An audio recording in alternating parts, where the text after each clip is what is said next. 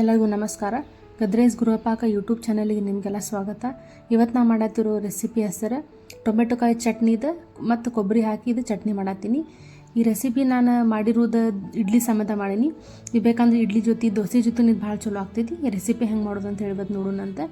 ಮೊದಲಿಗೆ ಒಂದು ಬಾಳ್ಗೆ ತೊಗೊಂಡೇನಿ, ಅದಕ್ಕೆ ಒಂದು 2 ಚಮಚ ಅಷ್ಟು ಎಣ್ಣೆ ಹಾಕ್ಕೊಂಡೇನಿ. ಮತ್ತು ಹಸಿ ಮೆಣಸಿನ್ಕಾಯಿ ಏನಿರ್ತಾವಲ್ಲ, ನಿಮ್ಗೆ ಎಷ್ಟು ಖಾರ ಬೇಕು ಅಷ್ಟು ಹಸಿ ಮೆಣಸಿನ್ಕಾಯಿನ ಚಲೋ ತಂಗ ಫ್ರೈ ಮಾಡ್ಕೊರಿ. ಫ್ರೈ ಮಾಡೋದ್ರಿಂದ ರುಚಿನೂ ಹೆಚ್ಚಾಗ್ತೈತಿ ಮತ್ತು ಖಾರದಿಂದ ಭಾಳ ಜನಕ್ಕೆ ಪ್ರಾಬ್ಲಮ್ ಆ್ಯಸಿಡಿಟಿದು ಆಗ್ತೈತಿ. ಇದನ್ನು ಮಾಡಿದ್ರೆ ಹಾಗೇನೂ ಆಗೋದಿಲ್ಲ.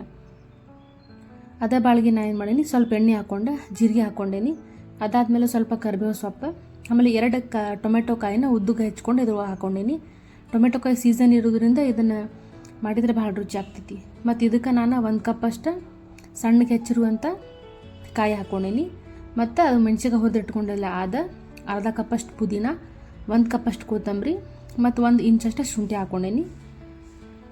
ಮತ್ತು ಸ್ವಲ್ಪ ಬೆಲ್ಲ ಹಾಕ್ಕೊಂಡೇನಿ. ಹುಣಸೆ ಹಣ್ಣು ಅದಕ್ಕೆ ಹಾಕಿಲ್ಲ ಅಂದರೆ ಟೊಮೆಟೊ ಆಲ್ರೆಡಿ ಹುಳಿ ಇರ್ತೈತಿ. ಅದಕ್ಕೆ ರುಚಿಗೆ ಎಷ್ಟು ಬೇಕಲ್ಲ ಅಷ್ಟು ಉಪ್ಪು ಹಾಕೋರಿ.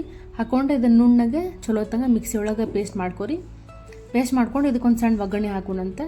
ಒಂದು ಬಾಳ್ಗೆ ಒಳಗೆ ನಾನು ಒಂಚೂರು ಎಣ್ಣೆ ಹಾಕ್ಕೊಂಡೇನಿ ಮತ್ತು ಒಂದು ಅರ್ಧ ಚಮಚ ಅಷ್ಟು ಸಾಸಿವೆ ಮತ್ತು ಒಂಚೂರು ಹಿಂಗೆ ಹಾಕ್ಕೊಂಡೇನಿ.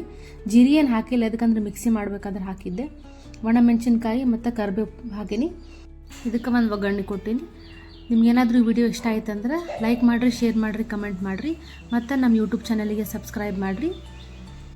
ಮತ್ತು ನಾನು ಆಲ್ರೆಡಿ ಇದಕ್ಕೆ ಬಿಸಿ ಊಟಕ್ಕಂಥದ್ದು ಇಡ್ಲಿ ಆಯ್ತು, ಚಟ್ನಿ ಆಯ್ತು, ಸಾಂಬಾರು ಆಯ್ತು, ವಡೆ ಎಲ್ಲ ರೆಸಿಪಿ ಮಾಡೀನಿ.